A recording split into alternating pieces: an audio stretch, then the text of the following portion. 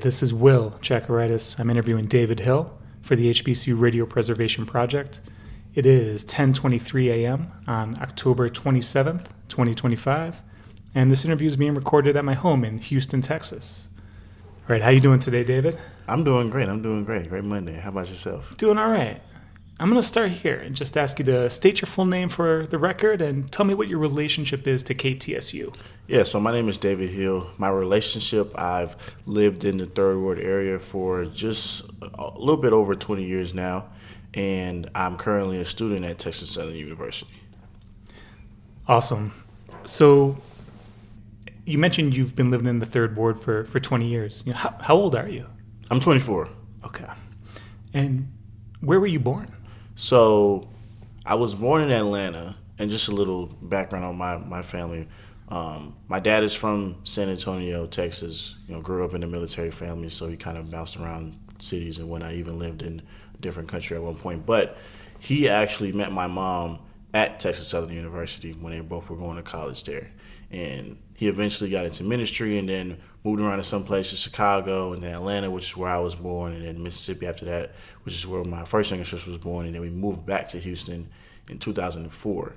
So, although technically we've bounced around, like Houston is kind of our origin as far as where my parents met and kind of where they first kind of settled down here when they got married.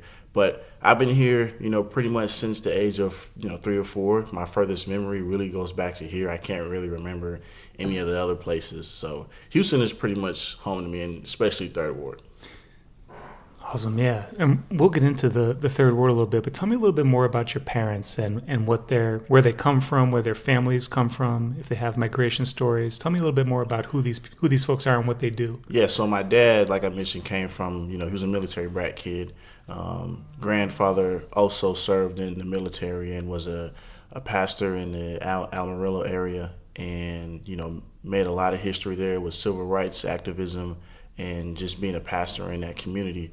But he grew up, or at least during his high school, era in his life, went to school in San Antonio, and it was really predominantly white school, and coming into college, he wanted to kind of find a community that was, more identified with him and his background, which is why he chose Texas Southern. And then my mom was from Louisiana, New Orleans area, and then moved to Houston right around her middle school age, high school age, and then she went to Texas Southern as well.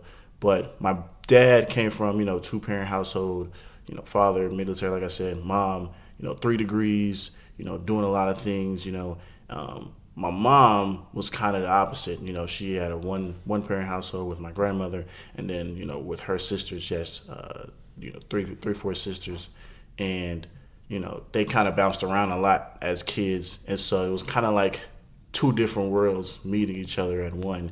And then, eventually with them having a goal and a mindset and, wanting to be in ministry and to serve in the community, my dad, he's been serving in the greater Third area since, he was 19. They did a lot of things as, college students back then. So coming up in that household, it was imperative for us to use our family as a step stool for, Jesus Christ and helping others in the community. And so that's pretty much a little bit of the family background I kind of grew up in. You mentioned that your great-granddad was involved in some civil rights activism. Do you know what kind of civil rights activism he was involved in? Yes. So in Amarillo, like I mentioned, he was a pastor also as well. But he also did a couple other things, funded a huge building there that was pretty much used for African Americans. Actually, I'm gonna have to get back to that because I might have to remember some stuff about that. But like community development kind of. Yeah, pretty much like a lot of community development, and yeah, just using the church that they had back then as well. It's a pretty small area in Texas and over there. It's a country area, so just having that community area for the people there and helping the involvement in that community was huge. Yeah, self-improvement, Black communal self-determination, Right. that kind of vibe, Absolutely, right? absolutely. And thinking about your mom coming from New Orleans, would she and family get back to New Orleans? I often think about Houston and New Orleans as these two kind of sister Right. cities of a sort, and there's a lot of overlap and blend between the populations of both. Right. But what did New Orleans mean to your mom, and would she get back ever? Yeah, I think the culture there is it's so robust. Like, I think she, she would say that she's kind of lost a lot of that moving here, especially for how long she's been here. Because she still moved away from New Orleans while she was really young, but I think that time in her life is it's held dear to her, just because like I said, like with her and my grandmother, like the house that they had, like they also, not only was all of her sisters there, but you had cousins that was living there too. You had some of my grandmother's sisters was there, all kind of crunched up in this one house. And, it was the closest that she had felt with a lot of her family members then, was just having a lot of people in the house. But I think the culture, for sure, she's somebody that likes to dance. And so, she comes out here, and sometimes, when she's not around her fellow, family members, and she's around us, we're kind of like, well, at least for me, I'm like, that's not really my thing. But she still kind of, and likes a lot of that stuff. And she doesn't go back too often, but every time we do, it's always a great time.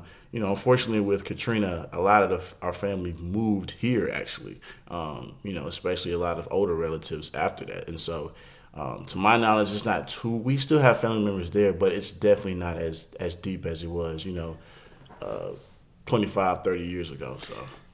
And you mentioned Katrina, and you were young then, but what do you remember about that time when people were dealing with a serious natural disaster and some serious political fallout, and folks were moving from New Orleans out to places like Houston? What do you remember? What did you feel at that time? Yeah, I think I remember. So my auntie, which is one of my mom's sisters, was still living there at the time, and so I remember them coming like a week in advance, maybe a week or a couple of days before the hurricane actually hit, and came with us here.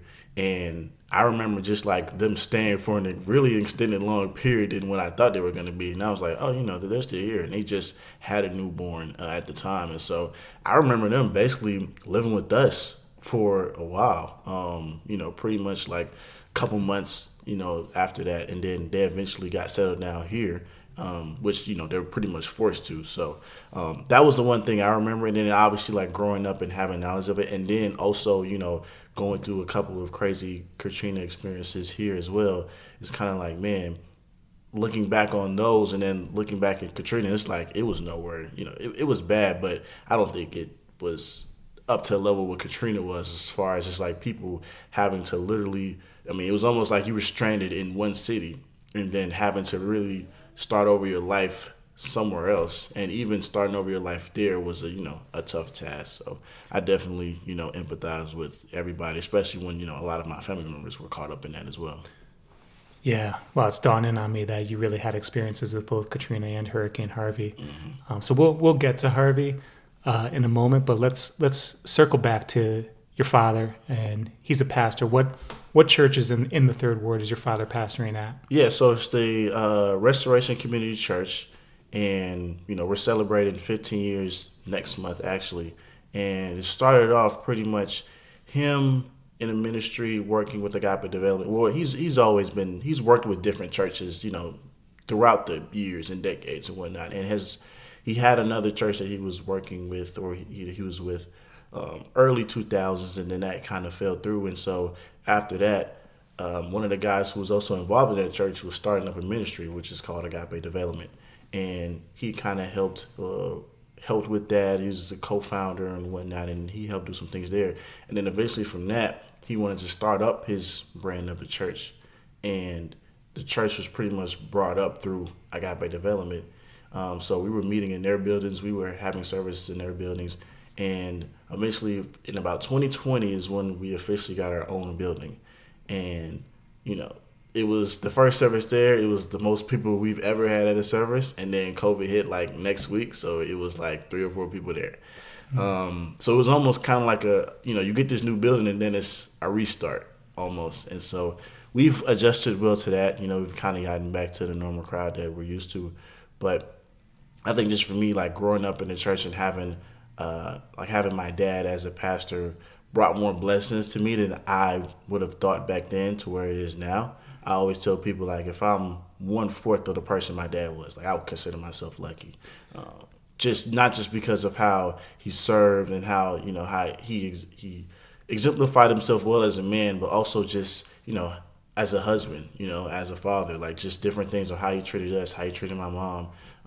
Those are the type of things that I always look to and try to be as a young man today. So, yeah, it's a lot of great work that he's done, and I'm just extremely lucky to call him a father. And do you have siblings? I do. I have 3 sisters. I'm the second. So I have one that's older than me, and then I have 2 young ones. Okay.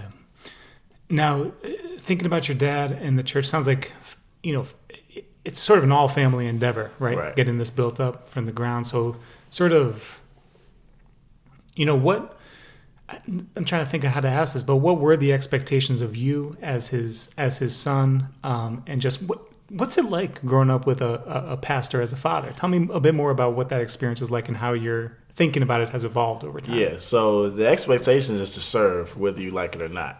You're going to find ways to be involved and serve, whether you're setting up chairs every Sunday, taking them down, or you're an usher, or you're working in sound, which is what I currently do now, sound and audio with the church. So you're going to find ways to serve. And I obviously appreciate it now than what I did back then. As a kid, you're kind of just like, man, I don't want to do this stuff. But now I obviously have a different, appreciation for it. But I think just growing up for a kid, it wasn't really popular to like have a dad as a pastor, especially the community I grew up in.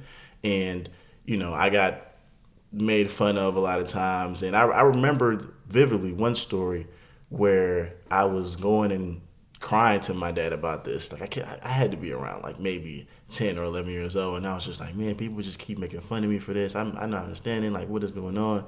And then he just kind of looked at me while I'm sobbing in my eyes, and he was like, well, are you ashamed that I'm a pastor? And I thought about it for like 5 seconds, and I was like, well, no, not really. And then he went on and he was like, well, if you're not, then what does it matter if people say? This is what God has called me to do. If you're not ashamed of this, then you shouldn't feel this type of way of what other people are saying. And so that didn't also just help me for that moment, but it helped me for life in general. In life, you're going to be doing things, and God is going to call you places where it's like, I don't understand what the heck this is, but I know that I'm in good hands because He has good plans for me. But I think as a kid, like, the pastor's kid is always like looked upon by everybody. Everybody wants to make sure you're the one that's, living right or living holy and whatnot. And, I always wanted to make sure that I lived a life that was not only glorifying to the Lord, obviously, but also was glorifying to my family's name. I never wanted to be that embarrassment or, somebody that was just screwing up a bunch of stuff in my family. I'm very proud of. I'm the 4th generation David in my family. Like I said, my dad is a pastor, granddad served in the military, and then great-granddad served in World War II and all that stuff he did in Amarillo. So I didn't want to be the one dad to be like, well, all these guys did something, and then the last one was just kind of off the rails. So I always held a certain reverence for my family name and always wanted to live a life that was pleasing to that. And so as a lot of adults or whatnot, people were always paying attention to me, and then it was pressure in the sense of like, oh, you always have eyes on you. But I think as a kid, I grew out of the phase of like, oh man, this is embarrassing. And then honestly, I talked to a lot of kids back then who were made fun of me for being a pastor's son. I asked one kid, like, why is it such a big deal to you? And one of them was just honest. He was like, man, I just feel some type of way that I don't have a dad in my life. And the only way I can kind of, relieve that pain is kind of clown you for it. And so right then and there, I was like, okay, like I have something that a lot of people I'm growing up with don't have. So regardless of what he does and what people may feel about it, like I am blessed because of that. Okay, now thinking about the community that you grew up in, paint a vivid picture for our listeners of what Houston's 3rd Ward is like and what the 3rd Ward was that you grew up in.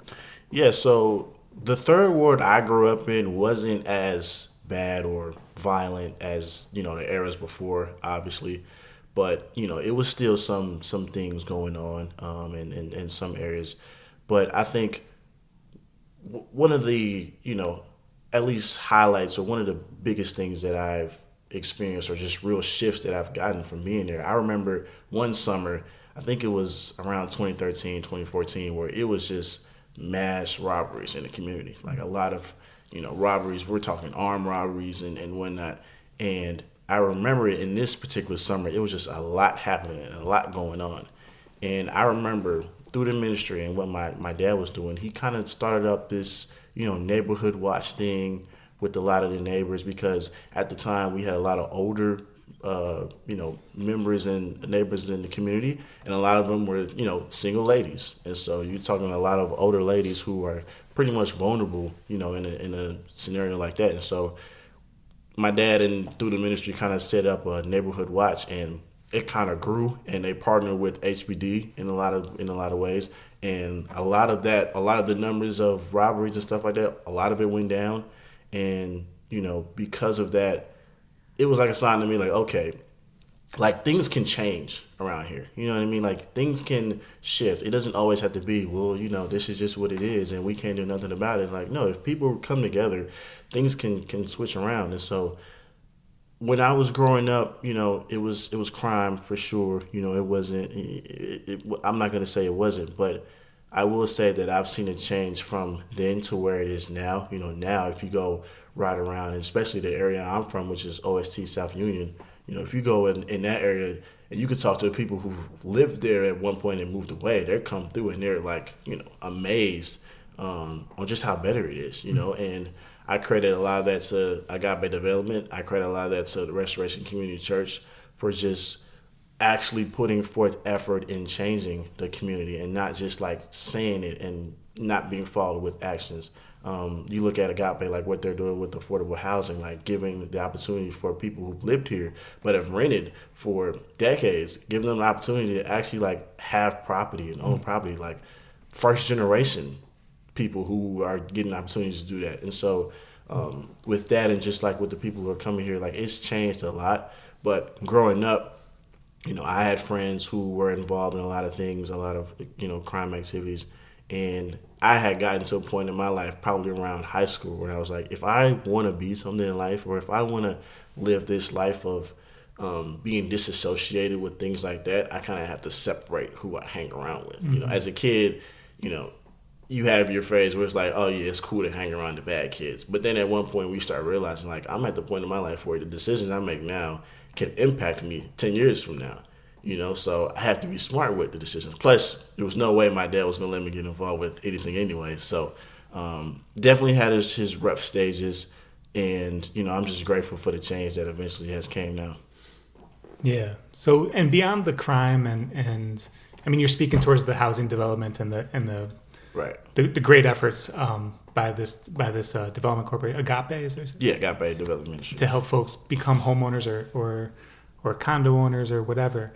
What were the community institutions outside of the church that you noticed kind of help bring people together, whether that be a school or whether that be organizations? What are some of those third ward schools and institutions that, in addition to the church, kind of help glue the community together? Yeah, I think for me, another ministry I was involved with, or just like after school program, was the Forest for Families. And I was into basketball, so they had a AAU basketball, a travel basketball team that I played for a while. But it was also just a fun space as well. They had two gyms, they had a game room and different things like that. So I think that was another big one for kids, especially kids who are trying to be in athletics. A lot of times, especially when I grow up. I mean, I say this a lot now. I look at a lot of kids now, and they have the phones now. They have social media. They have easy access to TikTok. So they just kind of sit around the house and do nothing. For us, that was an option. Like, for us, my dad would kick us out the house and lock his door and be like, go outside and find something to do for, a couple hours. So a space like that, to where you have activities for kids to do, so they're not just laying around trying to figure out, what trouble they can get into, was huge for sure. And growing up with the just different after school programs that were active, I went to for a couple of summers. I went to one of the Agape's summer programs, and one of the leaders there, Ann Vickers, made sure to take us to different jobs, and we did like career tours and whatnot, or job tours. We went to different things. We went to banks. We went to a barber school. We went to all these kind of places to where she was kind of introducing us, like, hey, these are different career opportunities you guys can do. Like, you don't have to just, if basketball doesn't work out, whatever sports you do or whatnot, like, you can have other avenues to have a life for yourself. And that was extremely important for me, especially for me back then, because I was just like, what, basketball is everything. I'm ballless like this. And right. So to have that opportunity, and then for also other kids as well, to kind of figure out like, oh, this is kind of have an idea of what you want to do even before college. Because not knowing what you want to do in college is not the worst thing, but if you already know what you want to do, you have your goals set, like that makes it a lot easier. So I think that was very important for us, and just having those other avenues and different opportunities, like after school programs that kids can kind of go and feel loved in as well. And it's a safe environment, so. Tell me more about your time playing basketball and where that journey, if you said you did AAU, where it took you and what you learned. Yeah, so I played from probably, I think the first time I played was around, I would say probably 5th or 6th grade, one of those, maybe even younger, I can't even remember. But I played AAU, and then I was homeschooled, so it was kind of difficult for me to find different schools or different homeschool programs to play in. So I played in 2 different ones, and then my junior year, I played at a charter school in the spring who actually allowed homeschool athletes to participate in schools without actually having to be enrolled. So I did that. I played over there. It's called Legacy School of Sports and Science. And actually, when I went, it was the first 2 years of its existence. So I played there for my junior and senior year, and then eventually I went and played at a junior college in Dallas area in Irving, Texas.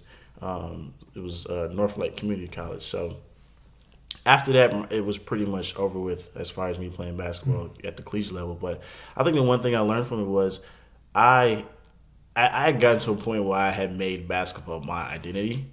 And I don't mean that in a good way. Like, my relationships with different people, my relationship, with the Lord had kind of fallen off because basketball, it was who I was. It wasn't a thing I did. It was who I was.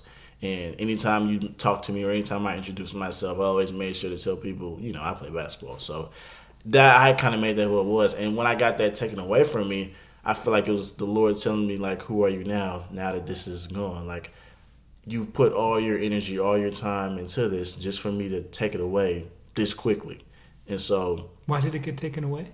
Well, so I was... that summer, I worked at a summer camp. And also, like, I didn't have good grades there as well. Like, I was not... I didn't have any real urgency to fix that either because I was just like, I'm playing basketball. I'm focusing on this. And so that was the biggest reason. And then I couldn't come back because they were bringing in like so many more players to try out, and then my grades already were poor, so it was like, yeah, you got to find somewhere else to play, which I could have if I wanted to, but I decided not to because I didn't want to go through that cycle again. Mm-hmm. And so after basketball, I kind of took probably a year and a half off from school just to kind of figure out what I want to do. So I was just working at the time, and I was just trying to figure out and cultivating what I actually wanted to do. And then journalism eventually popped up, and my love for sports, and I was kind of like, okay, how can I kind of mix this too? And that's when I picked a broadcast journalism major, and I looked at some other people who are in the sports media, sports journalism industry, who I always thought fond of, and saw their paths, and was kind of like, okay, let's try to emulate that to some degree. And who inspired you, and what was it specifically about their approach to sports journalism that inspired you? Well, I think it was the radio guys and the guys on TV who the broadcast aspect of journalism. So guys like Nick Wright, who I listen to a lot, Nick Wright, Colin Cowherd. I listened to a lot of Stephen A. back then, not as much now, but I would say those 3 guys were the pillars. Chris Broussard, those guys as well. And I kind of just did a deep dive into, okay, what was their paths like? Like, what school they go to, what majors they choose. I try to go through everything. And the one common theme I saw was broadcast journalism as a major. And then was like, okay, I should probably choose that. A lot of them also started off in radio, which I like radio as well. And so we go back to, I'm sure we'll circle back to it, but we talk about Texas Southern University, like KTSU radio, one of the biggest in the community. So I was like, okay, I'll have access to that, just like these guys had access to whatever radio station they were in. And so that all played a factor into choosing a major and then eventually, taking some classes at HCC and then going to Texas Southern.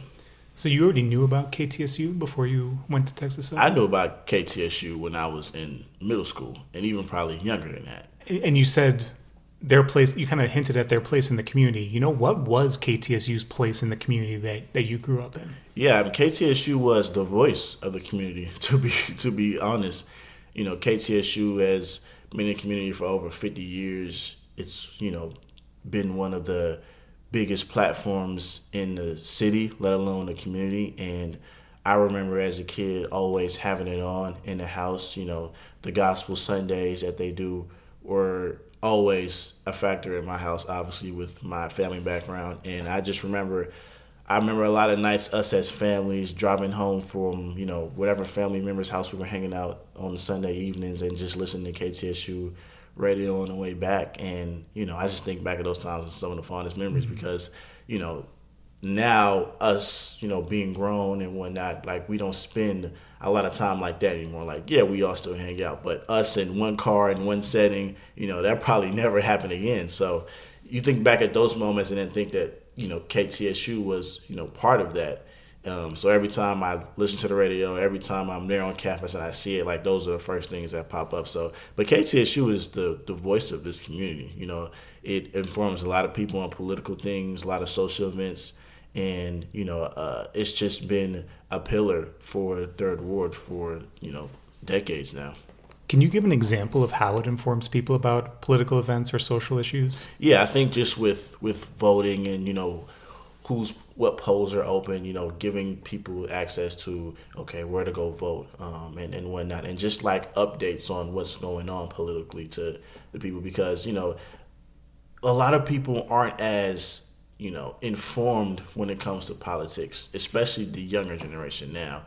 And so I think with the radio with KTSU, like people who are already there listening to music or whatever they're listening to at the time, like they'll just have a quick update and a segment and they just go through everything and you're just like, okay, you're more informed of everything now, and it's easier for us, especially when it's somebody who we can identify with is giving you that information. So I just think KTSU did a great job of just making those things easier for us to understand.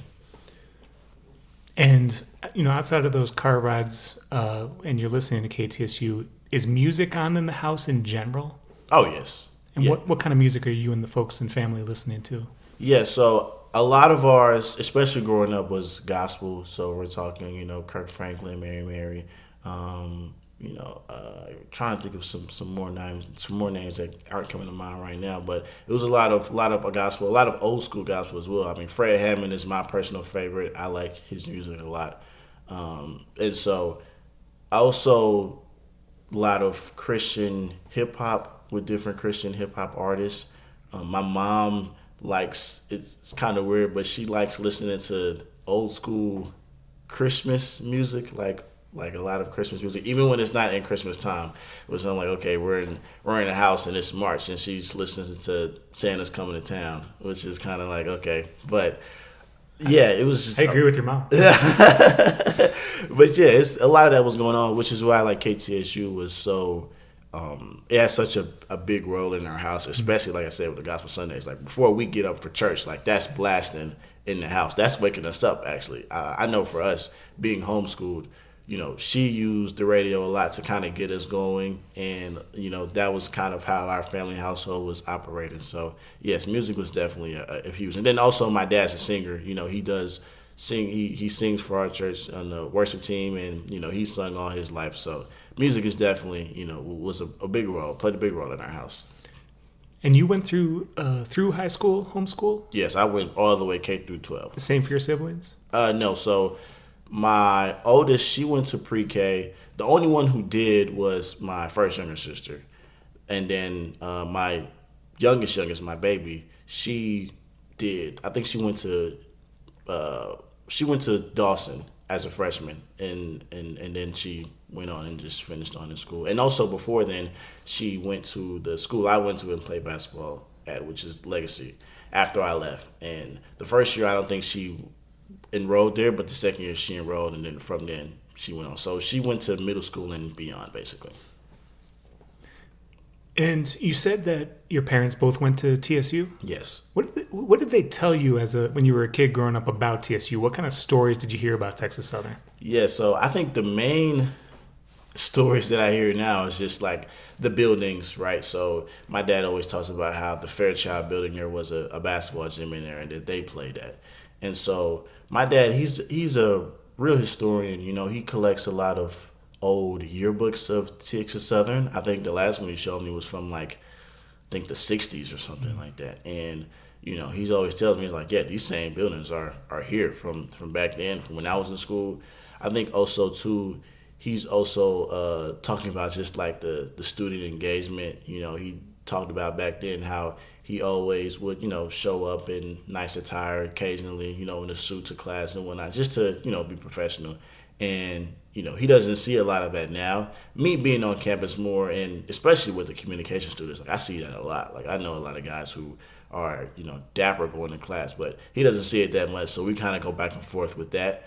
But I think he's, you know, really proud of the different things the schools is doing. He's always keeping up with the sports. But I think every time we talk about just back then, he's always talking about, you know, the changes from buildings and what building this was back then compared to where it is now. But yeah, his time at TSU and my mom's as well was always a fun time for them. And they were there in the 90s, is that? Yes, they were there in the 90s. And what does your mom say about TSU? What does she remember? She remembers kind of the same things. Yeah. I think she met my dad before she was actually saved, so they kind of lived two different lives. My dad was obviously heavily involved with student ministry and whatnot, and he had his group of people, and then kind of crossed paths with my mom during that time period, which actually they never dated. They actually had a time where they never weren't seeing each other or weren't like talking for a while, and then kind of just picked back up on the right trail, a couple years later. After. Yeah, so, but my mom, same thing, you know, just every time she's on campus, she loves TSU all the way down. You know, she enjoys being on campus. She will let you know where exactly she went to school and is always, you know, wearing it on her sleeve.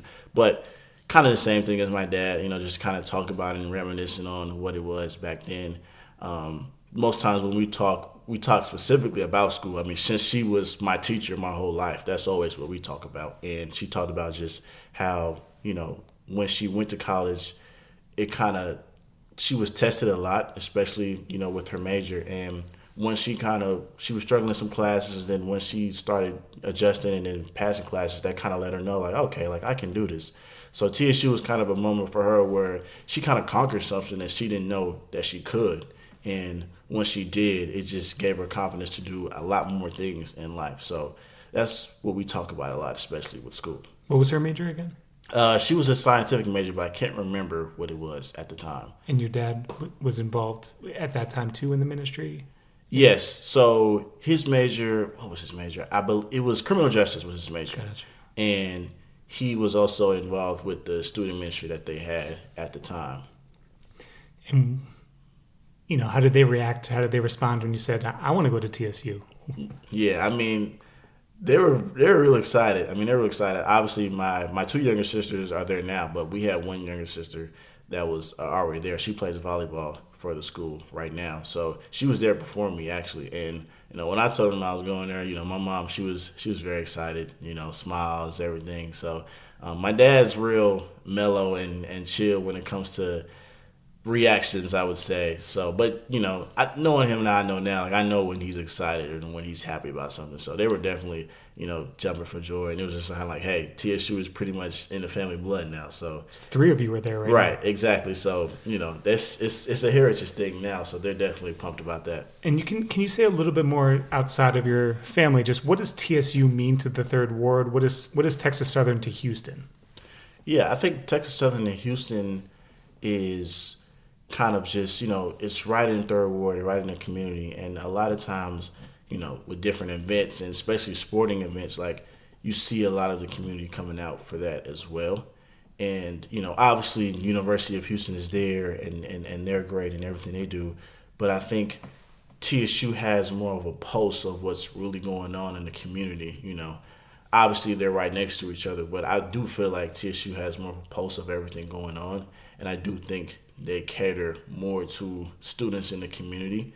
And, that means the world to people here. And in some ways, you hear a lot of people say it as a joke, like TSU is, the Third Ward school, or they refer to it as University of Third Ward. But that's really what it is. And, it's the school of the community that a lot of people cling to. It's an HBCU in the heart of Black Houston, one of, the strongest African-American communities in this country. It's what does it mean that TSU as an HBCU is right here in your home in the Third Ward? And what are the benefits of an HBCU that people might not quite grasp in relation to University of Houston? Yeah, I think to answer your first question about just what it means to have it there as a community, you look at a lot of HBCUs and I don't know how many of them are like directly in the smack dead middle of a city like TSU is. You're talking probably 10 to 14 minutes away from downtown and then right inside the loop. So I think it's important for students who are going from high school to TSU. They're not too far from family. That's my scenario exactly. I'm down the street from my family still. And I think for a lot of parents who are, love their children and don't want to see them go too far, having TSU right there is a great opportunity for them to still stay connected, which is why a lot of students go there, as well. That was definitely impacting my decision in, going as well. So, but I think just, what was the second question again? Well, and now you're making me think like it's almost like another family member that communities trust, that families trust this institution. So, what does it mean for Houston to have this HBCU right here in the middle? Yeah, I think what it means is again just that access for people to have that good education. I know a lot of people look at not just TSU but other HBCUs and kind of put them at the lower echelon of things.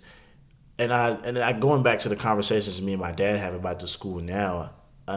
What I see now is I see a lot of sharp students. I see a lot of students who could excel here and could excel at other schools, the bigger schools in Texas. And I think the stigma with that is that a lot of people look at the students here and don't think they're higher quality. I just don't think that's true. Sure, you may have your groups or whatnot. And I'm not saying that TSU is just like all around just, on top of everything. But as far as the whole, I would say just, like I said, like the stigma of what TSU is, it can't be farther from the truth. Like, it's so many sharp students here. It's so many students here who are going on to do great things. You can look at alumni from across all majors, across the board. Like, I think that's one of the things that shocked me was, the with journalism, what I'm trying to do, just looking back at, just going on LinkedIn and just going to different companies and just typing in TSU and seeing so many alumni, like, oh wow, it's extremely deep with us. And so, like, excellence is achievable at TSU. And, a lot of people from the outside may not say that. But I think if you come here and you see, the great professors we have professors who spent decades in their respective leagues and respective industries. And who better do you want to learn from than somebody who has done it already for 15 years, for 20 years? You're already equipped. I know for us as journalist students, like, I know we're one of the only schools in Houston who have a fully functioning, TV studio or recording studio. We got a podcast studio.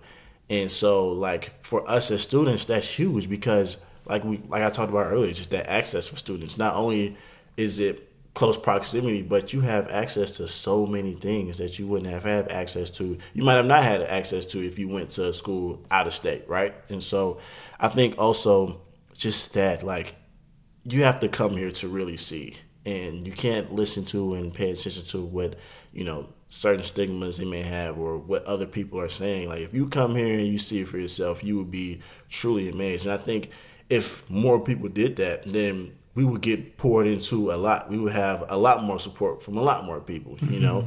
And I think the students right now are representing themselves well. Like I said, it's a lot of sharp students, a lot of students who are achieving excellence.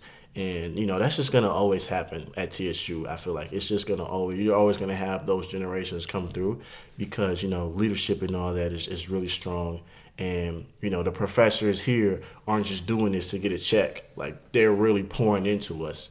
And they're really trying to be influences and, have important roles in our lives. And I talk to a lot of professors who say, like, hey, I still talk to students I had 7 years ago in my class who are doing great things. And I know for communications, we just celebrated 50 years of the School of Communications.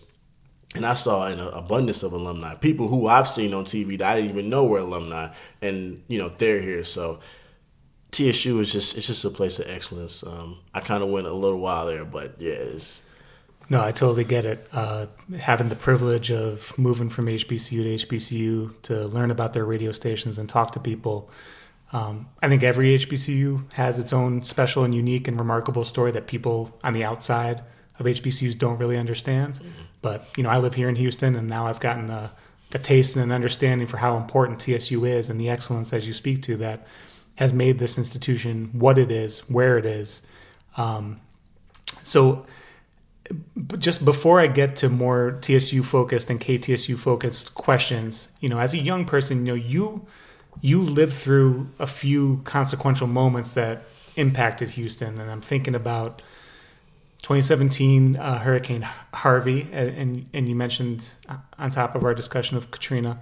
Mm-hmm. And then also, in 2020, the murder of George Floyd by police in Minneapolis, George Floyd being from Third Ward, and that having a specific significance for this community that helped raise him. So what I'm really asking is, for you as a young person, how did you navigate these national moments or moments of crisis or moments of and COVID as well in the midst of George Floyd? So there's a lot happening going on. I'm wondering how you navigated these kinds of moments and what you learned about yourself in navigating those moments. What did it personally mean for you? Yeah, I think, like you said, those moments are historic, not only just to Houston's history, but also to the history of this country as well. And in those moments, I can just go into the Harvey moment. It wasn't a lot of, at least the area, like I said, I was in, we weren't impacted that much by Harvey. If there was flooding, it was minimal flooding.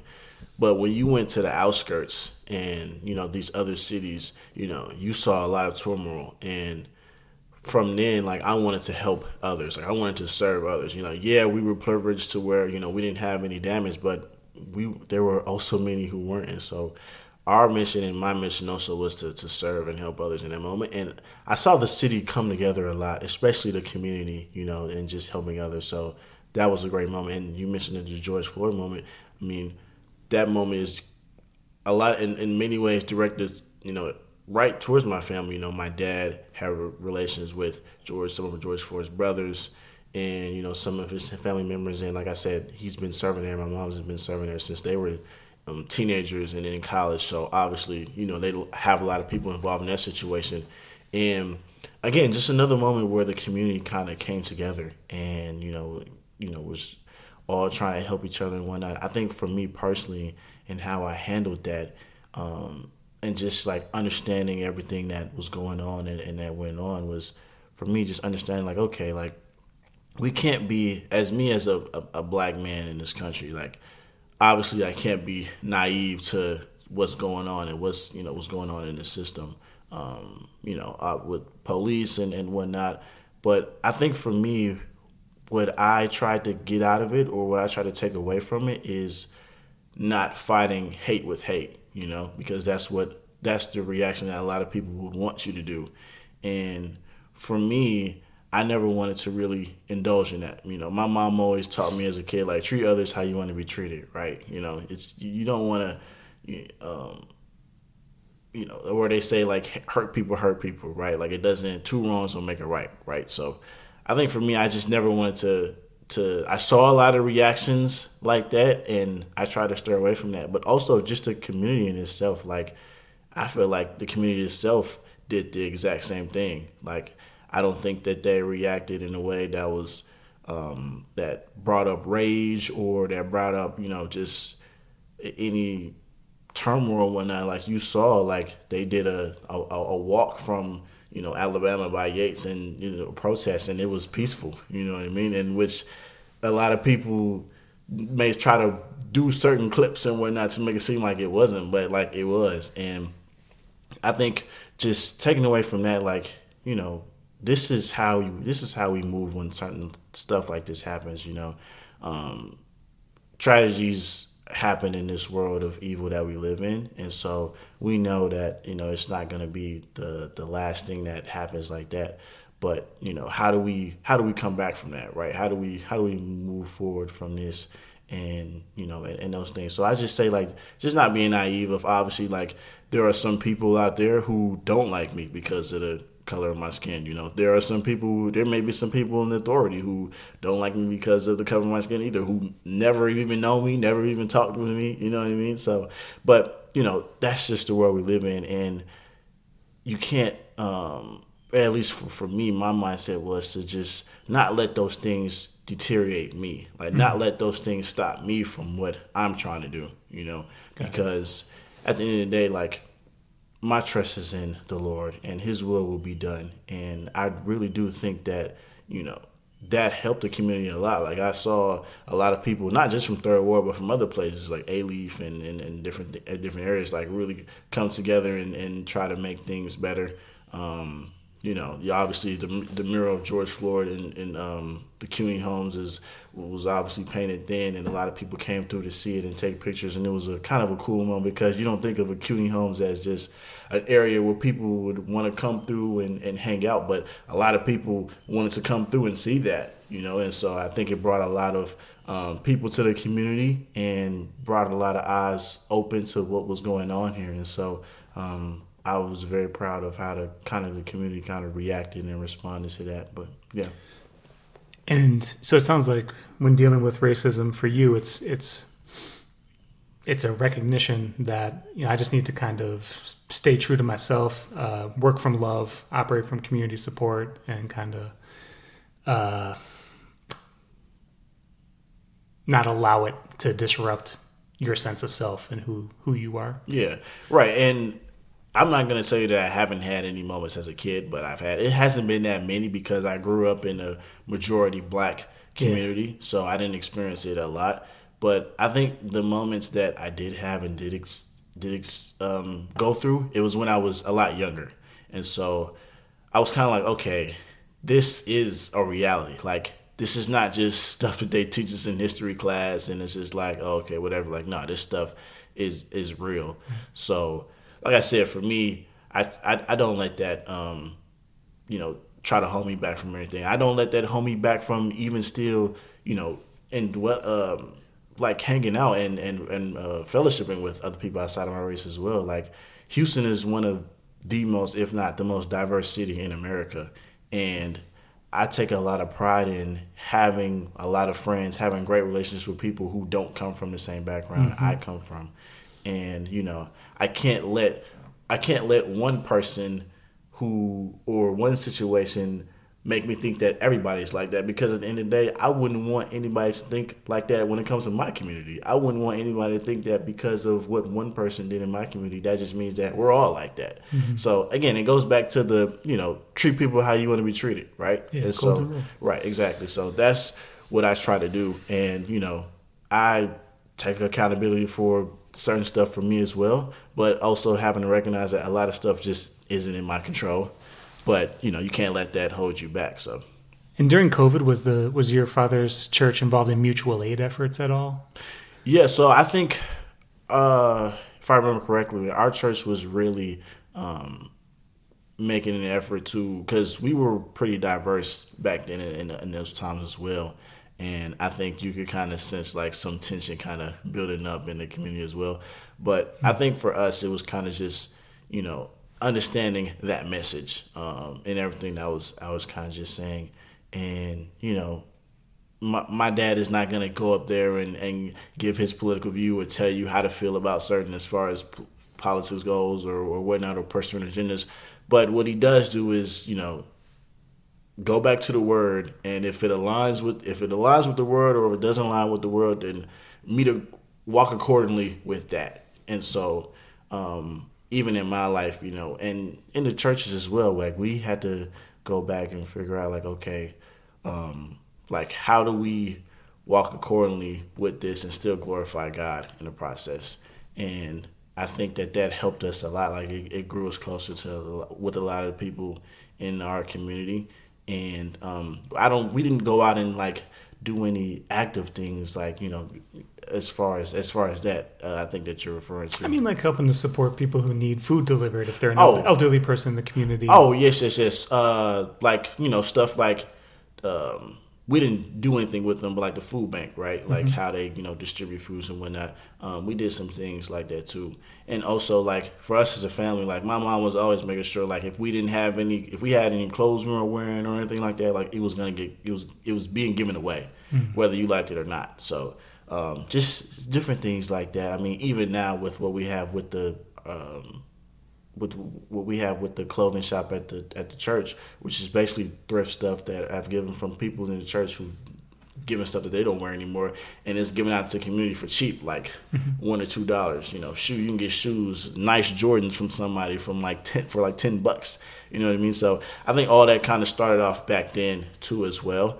I know my dad and our family, we went out and we cut one of the older ladies' yards at the time, and whose yard had kind of grown real high, and we just made an effort to go there, don't even say nothing, just went and then cut the grass, and then that was it. And just little stuff like that just helps. You don't think of it as a big deal. I always thought of COVID as like an injury to something that you didn't know was important, but it was. Like if you injure your toe, if you break your toe, you don't look at it as like a big deal, but like you have to change the way you walk. And COVID was kind of like, okay, like you just always thought that certain things were always going to be functioning, and then COVID put a stop to everything, and it was like, oh man, I can't do this, I can't do that. Like I didn't even think about it like this. So something like that, like, hey, not even be able to go out and cut your grass or whatnot because, you might have tested positive or whatever the case may be. Not saying that was her case, but just being able to serve in that area anyways was huge. So just little things like that we could do in the community definitely helped. And it's being homeschooled, you probably had a different, and I guess COVID probably right either at the end of your high school experience or right during that break period. But, how did COVID has had an impact on so many young learners and their socialization and whatnot in high school and before that and in college. So I guess I'm kind of curious, like, did COVID change anything for you? Did a pandemic and that moment of isolation for so many, did that change anything about how you approached college going to TSU? Not necessarily, no, because it's funny because a lot of the time, throughout that first, wave of COVID, when we first had the initial shutdown, I know a lot of people who were in high school or going to school in general know that we had spring break that week, and then schools gave a lot of kids the next week off, and so they thought like, oh man, this is just the best thing ever. And then, obviously everything that followed afterwards followed. But for me, since we were homeschooled, like we were already at home, so it was just like, all right, back to the regular schedule.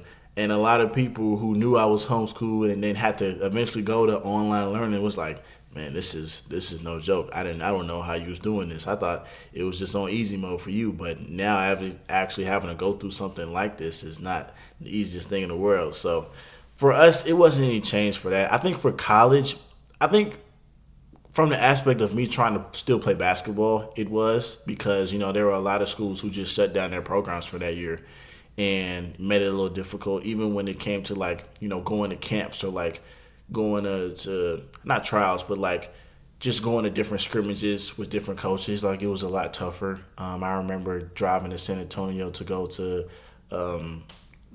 trying out or having a scrimmage with some of the guys there for a coach who wanted to see me play. And the school wasn't even in San Antonio. It was in more closer to the Dallas area, but because a lot of stuff had been shut down then, they kind of had to relocate. So for trying to still find a place to play in college, it was difficult and hard. But I think if I just wanted to enroll out of school and just kind of focus on that, it would have been made easier for me. But I was still trying to play, so that's why it was pretty difficult. But with us already being home and being homeschooled, like it was just regular schedule for us. That was actually my senior year, so I missed out on like prom and stuff like that. And my graduation, I never walked the stage, so we had a little event at my church with me and two of my friends who were graduating, and that was kind of like our diploma moment or walking the stage moment. But yeah, I've never walked the stage with a academic diploma or certificate ever in my life. So college would be the first time for that for sure. I was going to say it's coming up. Yeah.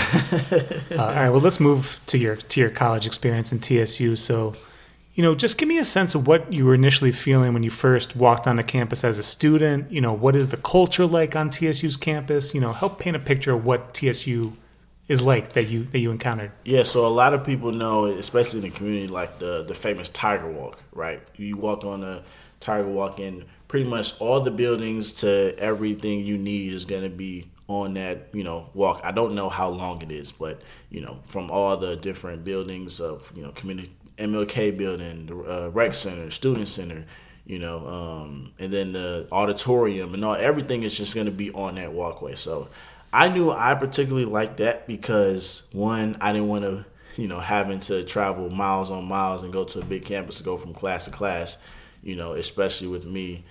This is a little bit before, like, the scooters really took over college campuses, so not everybody was, just riding around the nose. So I knew that going to a place where, everything was kind of in the same area was going to be easier for me.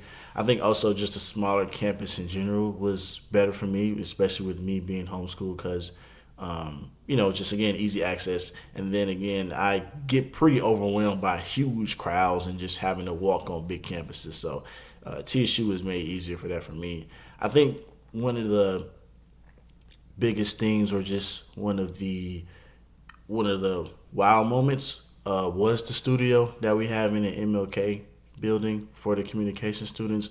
Was just like, oh wow, this is really nice. Like, this is extremely nice. It's up there, I'm not going to say it's up there with some TV stations, but it's pretty close as far as just the technology and the equipment that we have. I'm talking, cameras on top of cameras. Also, just with different monitors, the control room, it's super legit. So I was like, wow, okay, I get the real experience here. So this is your TV broadcasting space. Right, exactly. So we do like newscast in there, and people can go there and record, different content for the school. But yeah, it was really nice, and I was pretty excited for like everything that I knew I could do. And I always told people, like, even before I went there, like, I knew that I would have a better chance of getting my foot in through the door as far as just, with things like that and having to put things on my portfolio and resume. But I didn't think it would happen that quick. Like, as soon as I came in the door freshman year, first day. So I was real excited for that. And also just, like, the professors and how intentional they were. A lot of people talk about how, post high school, professors generally don't really care if you show up to class or not, because, ultimately you're paying to be there. But, over here, teachers are real intentional with you. They're walking with you through every step, making sure that you hit every goal. And so that was the one thing that surprised me as well. And did you live on campus or did you commute from home? No, because I was so close, I just commuted, about a 10-minute drive, so. And didn't pledge a fraternity or anything like that? No, I didn't want to. No fraternity. And I at least in my immediate family, I don't have any fraternity history. So. And okay, so you're talking about KTSU on the television side, right? When you're in the King Building. Yes, I probably should have said that. So the KTSU 2 News is a student-ran, media outlet that we have. It's the digital version of KTSU. Not saying that we put out the same content. But as far as just the name itself, like, it's the student ran and it's the digital media aspect. And it's both radio and TV? It's just digital. It's just a TV. I wouldn't say necessarily TV, but it's It's digital. It's or on video. Instagram, right? On Instagram and social media platforms. That's my age. I should probably say video in that. No, you're good. Yeah, you're fine. I'm just thinking screens. Yeah. Okay, and then so what? And did you and do you involve yourself ever in the KTSU radio side? I've tried to before. I've talked with like Devin Wayne and a lot of people there, and I know some students who are there as well. It's just funny how it worked out. Like that was my plan to get involved, but then I got so involved with KTSU too that it made it harder for me to kind of split between and kind of go fully get involved with the radio.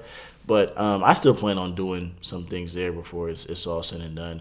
But I'm not as involved right now as I want to.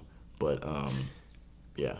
Okay, and with KTSU too, where can a user or a viewer find that content? Yeah, on Instagram at KTSU_2 and KTSU2 News are our two main Instagrams, and I put out a lot of content on there as well.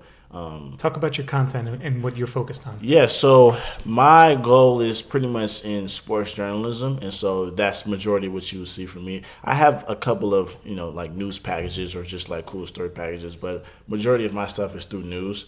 So I'll do news packages, sit-down interviews, feature stories and different things like that. Even write print media or print journalism on certain things.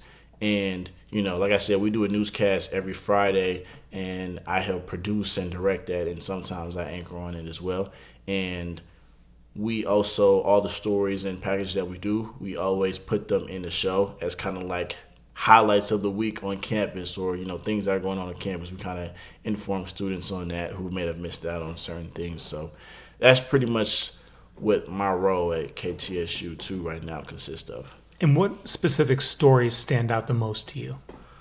I would say a lot of the student-ran clubs or engagements that we have on campus. We get a lot of help from the professors as far as, what to do and whatnot. But a lot of these students just have great minds and are kind of starting a lot of things. I know we have athletes who are very involved as well. I mean, just talking about my sister, she's also in the volleyball team, but it's also one of the leaders at InterVarsity, which is an on-campus ministry. And so just doing different things like just going out and handing out, donuts on campus to people and stuff like that just can really brighten up somebody's day on campus. And different stuff like that students have kind of started up themselves.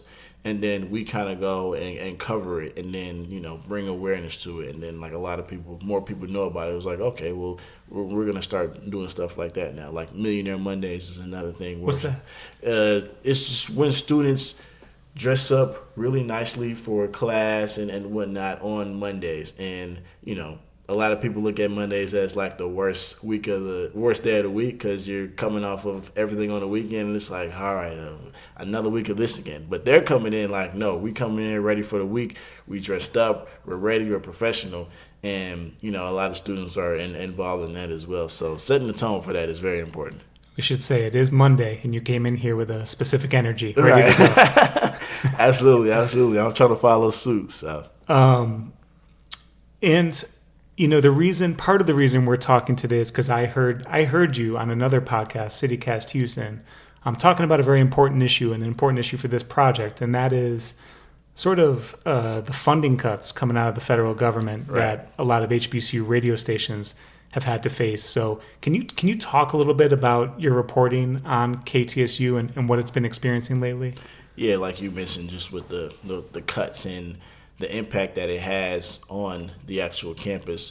I forget the percentage or the number that we get as far as just a fund from the government, but yeah, like it hits us tremendously. And like I told you previously, with being on that podcast, when he asked me to report on something that impacts the school, I mean, that was immediately the first thing I thought of, because I remember reading that a couple of months ago and was just like, man, like really gotten sad from that, because it's, hopefully, and prayerfully, like things can keep going well. But I know that a lot of voices and a lot of people who work there, if this continues on, could be in jeopardy of not being here.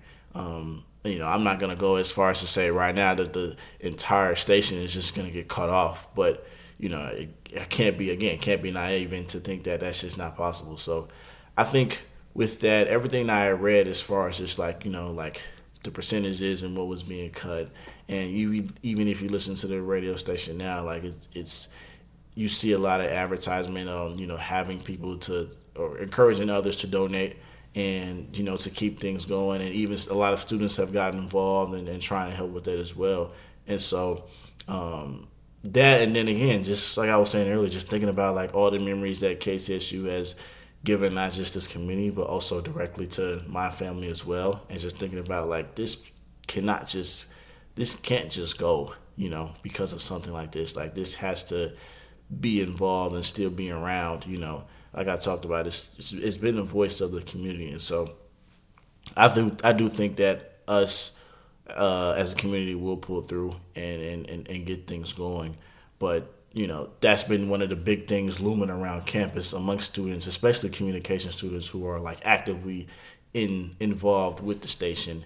And I'm just hopeful and prayerful that things can keep going and whatnot. But even doing the reporting and just going back to the years, talking about how it's been involved for decades, over 5 decades, and how it's the biggest platform for African Americans as far as radio stations in the city. And so you go back and look at the history and all that it's accomplished, and you just wonder yourself like, man, like where would this community be without KTSU? You don't want to imagine that. You don't even want to think about that.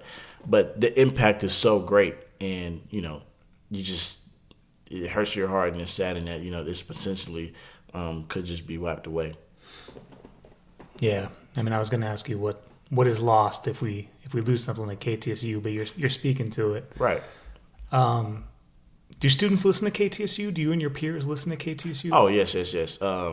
Yeah, I always have it on in my car. Like I said, Sundays it's never gonna turn off. It's just never going away. So still turn it on. Still make sure I'm staying active. And obviously, it's on campus, so I always make sure to walk by, go in there. If somebody's in there, I know, make sure I say hello. So. And do friends and colleagues, students work for, say, the HD2 station, the Vibe, I think it's called? Yeah, I'm not as familiar with the Vibe, but I remember last year actually a lot of students were involved with it. I never got the chance to come through and get involved with it as well, but I remember a lot of students were going there and hopping on the station and meeting different people. So. Do you think the station itself does enough to reach out to students to get them involved in the production? I think some things that I've heard from a lot of the students now is they wish that they would appeal more to the younger demographic, especially with it being on a college campus. But because it's been around for so long, and they're more lenient to the older generation, that's their target audience, so that's what they're supposed to do.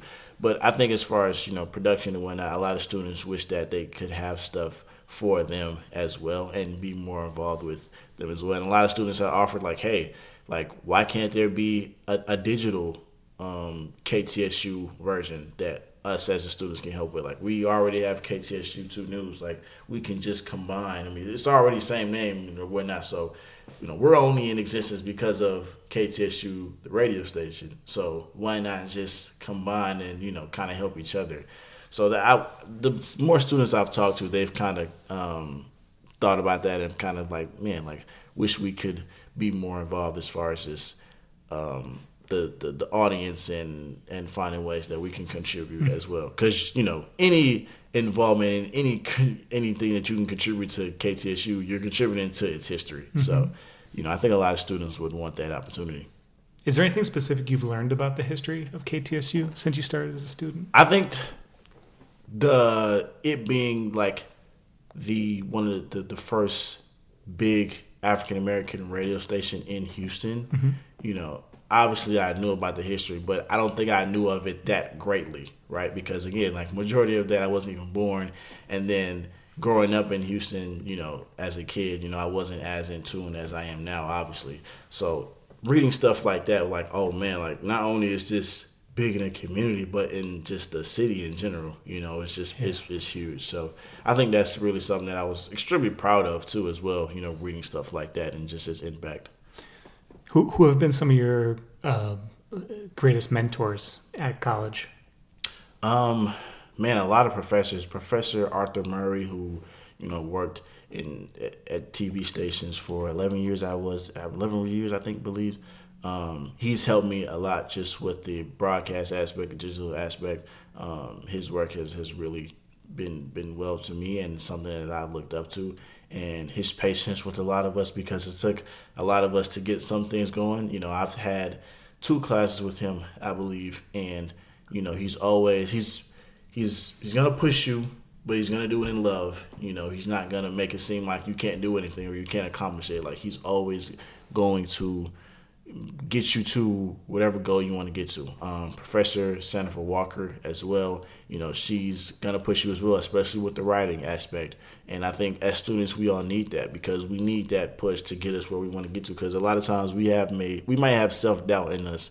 And, a lot of us, and younger and not having experience, like, we need somebody who's going to get us there and push us with the writing aspect. So those 2 for sure pop up to my mind. It's just like, okay, with me being here the first couple of years, like, they have really had an impact on everything I do.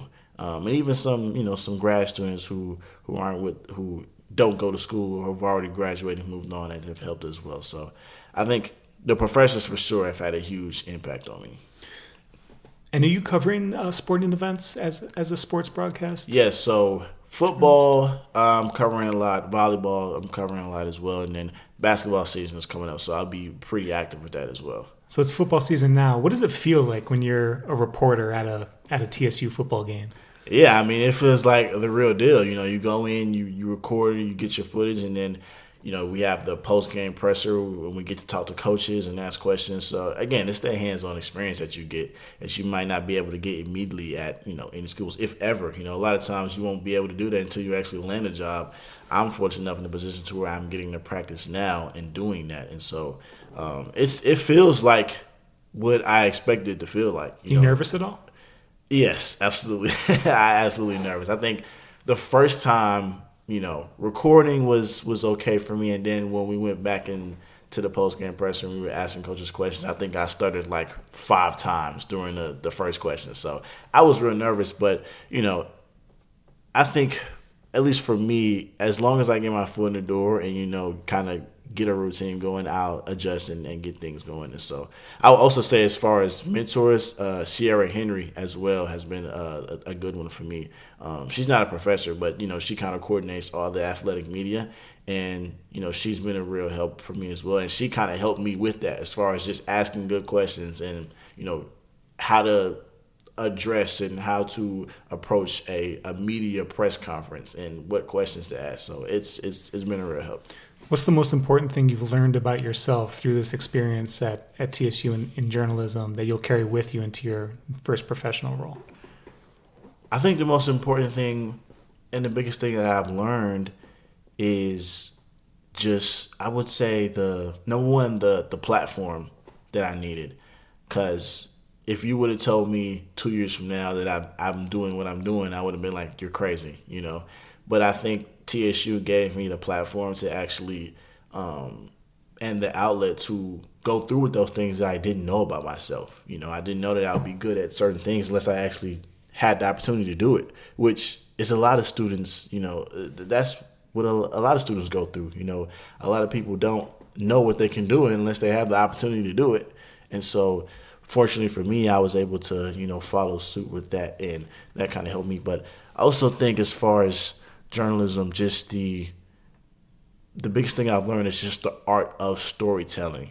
Like, you're not just trying to, it's more than just reporting on what happened in the game or a soundbite or a quote that somebody said. It's all about telling a story. And what we've always been taught is, hey, in a world where people may paint TSU or paint this community in a negative light, what's the positives? And let's focus on that. And that's all that we've been encouraged to do, and a lot of people are doing it. And, this, the stuff that we're putting is out there so people can see it, and it's no escaping it. And so I think the art of storytelling I've really understood and have tried to continue to master, and just do a good job of it, because you want to. And being in this community as long as I've been in it, I want people to focus on the good and the change and things that are happening. That's why I highlighted all the stuff, early on, just like what the community has really came from and to where it is now. And it's all thanks to the Lord and the abilities that He's given different people and the influences that He's given people here to use it for good change. And as a journalist in 2025, thinking about this art of storytelling that you're referencing, what challenges do journalists face today, and whether that's technological or whatnot? How are you thinking about storytelling and telling the truth in this day and age? Yeah, I think with just having to, not identify, but having to verify, with facts and different things, and having others that may try to silence you and that may not want to, have you put out certain things and whatnot, because journalism is all about, reporting the facts and reporting the truth. And, there's a lot of people who may not want certain truths to come out. So, they're going to try their best to make sure it doesn't. And I think for me, that's the balance I try to just stay in. It's like, hey, I'm not here to give my opinion. I'm here to report the facts and report, everything that's going on with everything that I do. And as long as you stay in that middle ground, you will be okay. You will do no wrong as long as you're doing that. And I think with a lot of journalists today, you hear the term fake news a lot. It's a lot of that going on. And, you got to be strong in your investigative reporting and investigative journalism and finding out facts, and putting in that effort, because a lot of people don't want to do that. That's why they, go to maybe, different sources that aren't the most credible and fall into certain trouble because they don't want to put in the real effort to, getting those cold hard facts and getting things that are true. And just, not being fearful is another thing too, because again, we go back to people may wanting to silence you, not being fearful of those opportunities and wanting to do that. So I see a lot of that going on as far as in journalism today. And then relatedly, thinking about the impact of technology and social media, attention spans are shorter today. It's just been scientifically proven, and we're more fragmented. We're kind of spread out more. So how your KTSU colleagues and yourself, how do you locate an audience, and how do you sort of approach the attention economy and making sure your stories are seen on Instagram and heard? Yeah, I think it's exactly what I was kind of saying earlier, is as far as just picking and choosing what stories could do that, because I think with the attention span that you're talking about, a lot of people are just tired of seeing the same stories, rolling on different news stations and whatnot. People want things that are engaging. People want things that are fun. People want things that are hey, I saw this on the news. This was something real interesting. Or, hey, I saw this a couple of weeks ago. And so finding out what those things are, I think feature stories are so cool because, it highlights one person that may be doing something great. And, you kind of, when other people see that, they get encouraged as well. Especially depending on what it is, and especially in this community, seeing other people doing things and using their influence for the right reasons, encourages a lot of people.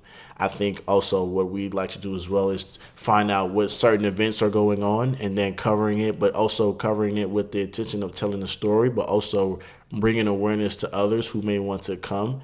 And I think that's a good thing as well, because with the audience as broad as we do, there's so many different separate categories of what people may be interested in and what they like. And, whatever event we go cover, somebody else will be like, hey, I didn't even know something like that was going on. I need to come by. There's a lot of stuff like that on campus. We cover events on campus, and a lot of students were like, I didn't even know this was happening on campus.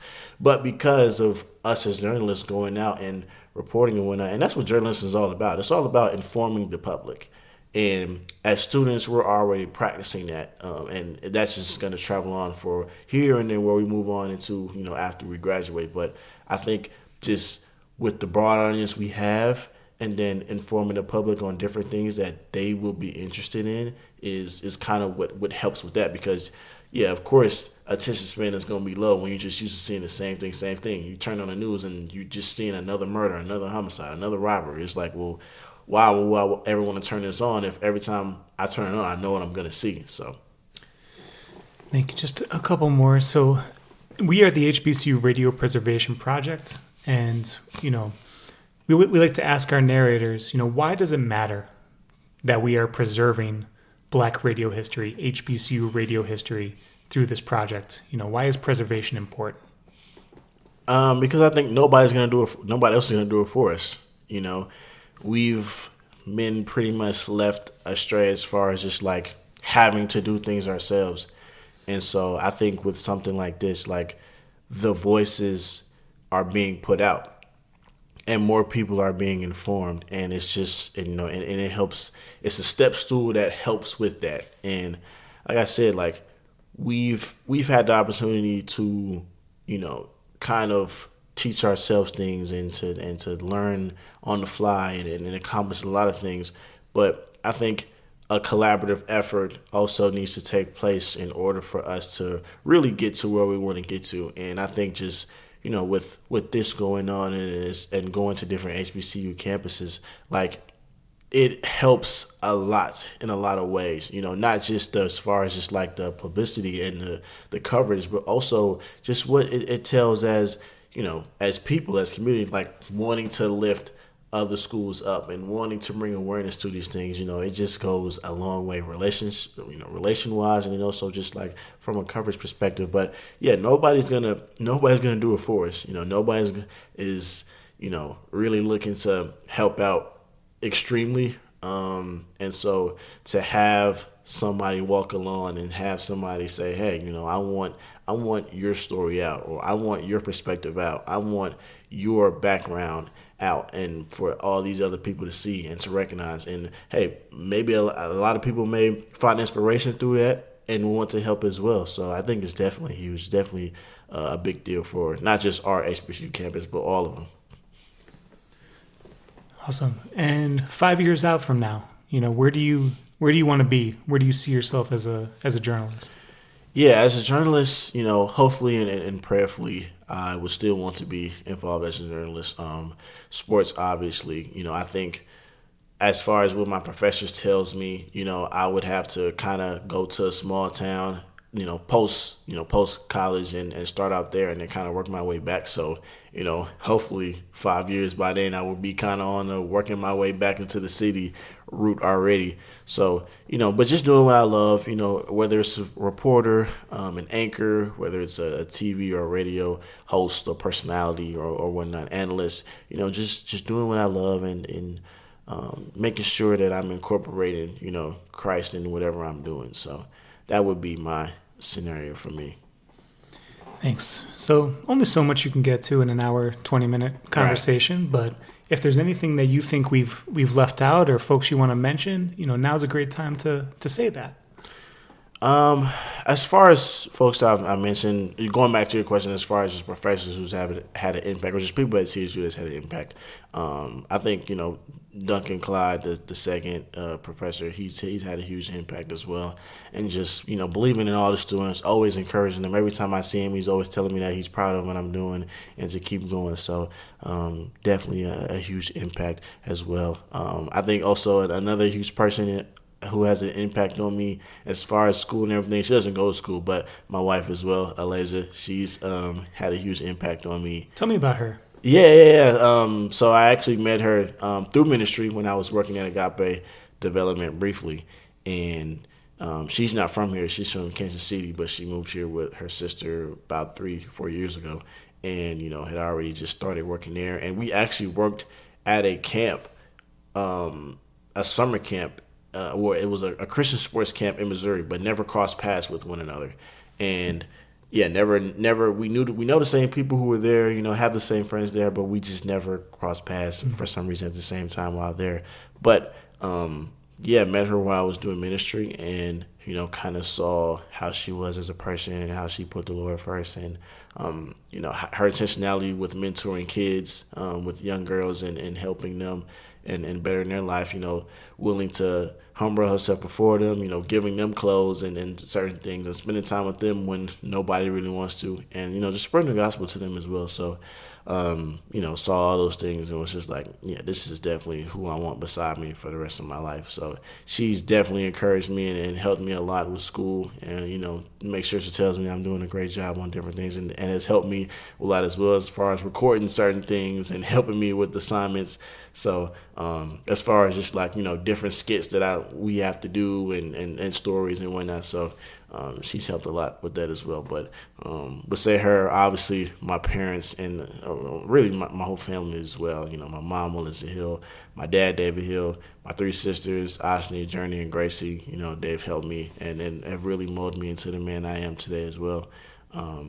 And yeah, I mean, TSU is just a really, I'm blessed really. It's a great opportunity for me. And, I know that it won't go in vain, and that, God willing, that I'll be able to do, great things as far as journalism. But if not, I know I'm still always blessed that I got this experience in my life. I talked to a lot of my friends. It's funny, homecoming just passed, and we had a lot of UH folks there, and I got a couple of UH friends who came through as well. And it was just like, man, I feel like I made a wrong mistake, going to the University of Houston. I feel like this is where I should have been. And I was like, well, I tried to tell you, man, but, just things like that just make me proud, like, just to hear those things and to know that I have an opportunity of being here now. Like, I'm extremely grateful. That's awesome. I'm glad you mentioned that experience at homecoming. Yeah. All right, David, I really appreciate your time. This has been a worthy contribution to the HBCU Radio Preservation Project. Absolutely. And I wish you all the best on your endeavors going forward. Yes, sir. You all as well. Thank y'all for the opportunity again. It's truly a blessing. Thank you.